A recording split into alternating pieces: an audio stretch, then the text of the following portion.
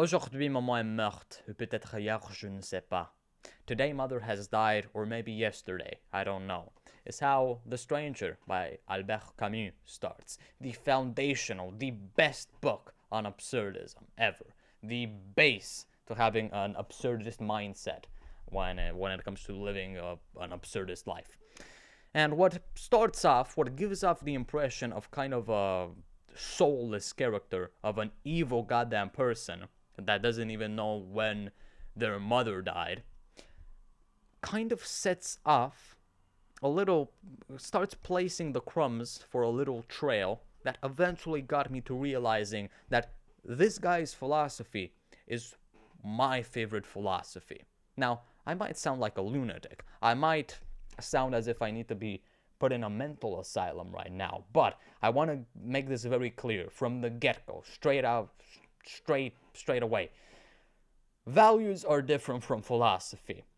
This guy's philosophy, in my opinion, the characters, is pretty good. His values, probably not. Now, it's kind of confusing, but let's say that philosophy is just the base to what you believe in, of your worldview. But your values are something that you decorate your philosophy with. You don't need to be.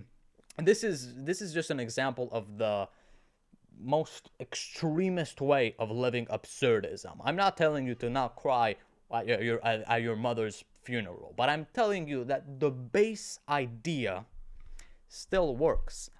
This is what absurdism is. And absurdism is, to give you a broad definition, the idea that, yeah, life is absurd, as the title suggests, absurdism. Life is absurd, and that there is no inherent meaning in everything. Now, that kind of sounds not a bit nihilistic, but instead of actually giving you a solution to the problem of meaning, it doesn't exist, it instead lets you find meaning when you know that there is no inherent meaning. You can create your own meaning with absurdism, which is why it is so freeing, and that's my favorite part about it. Once you actually realize that life is absurd, that people act so inconsistently, that the challenges and rewards that are thrown at us are so unexpected and ludicrous, you start being free. You become free.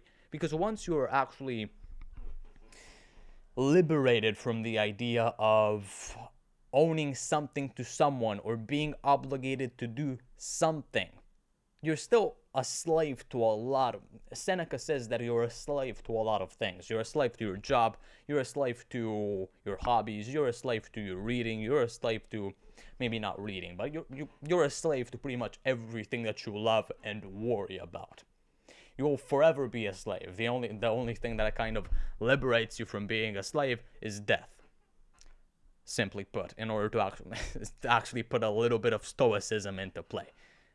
The best combination, in my opinion, is a little bit of absurdism and a little bit of stoicism, because stoicism gives you all of the core values.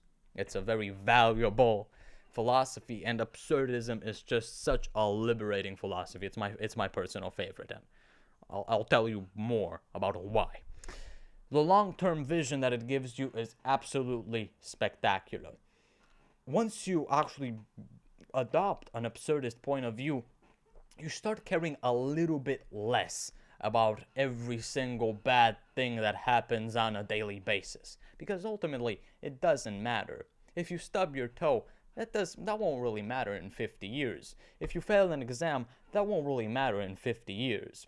If your YouTube video gets 10 views instead of 100, that won't really matter in 50 years. The idea that life is absurd is just such a resonant one for me.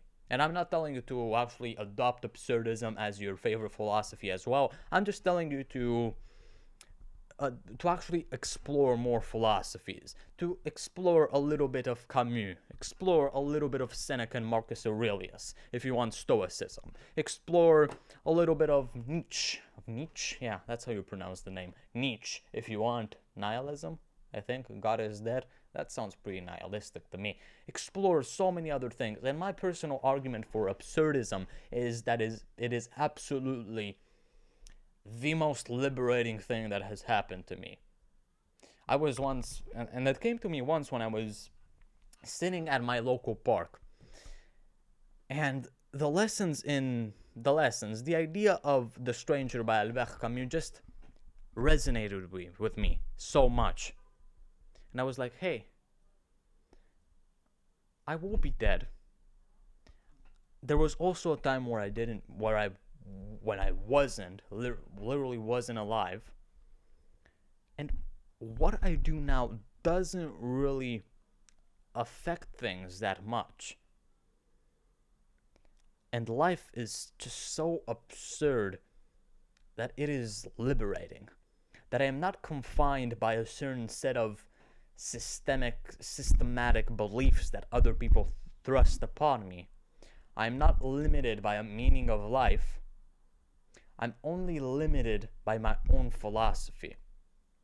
And the thing that actually breaks away all of those limits, in my opinion, is absurdism. Looking at the absurdity of every single thing, the absurdity of being born, knowing that you will have to face death, the absurdity of losing a loved one, the absurdity of not getting a perfect score, the absurdity of someone numping you, the absurdity of a friend not responding to your text messages. All of it is absurd. The absurdity of me making sounds with my mouth and you actually digesting them as symbols of meaning. It is all absurd. And this is what makes life so fun. It is what makes life such an interesting journey. Because if it were all just perfectly organized in like nice little drawers and boxes, I don't think I would want that. I think that just a little bit of absurdity and actually embracing that absurdity is the best thing that we can do with our own philosophy and our base when it comes to perceiving the world. So, if you like this video, subscribe to the channel. If you want to revive the social sciences, these are my arguments for why absurdism is my favorite philosophy. But of course, mix it up with a little bit of stoicism, throw in some existentialism if you want to, build your own philosophical system. But in my opinion, absurdism will free you, and also stoicism will give you the beliefs, the values necessary to make you a great person. So yeah, send this to someone you love, and I'll see you later.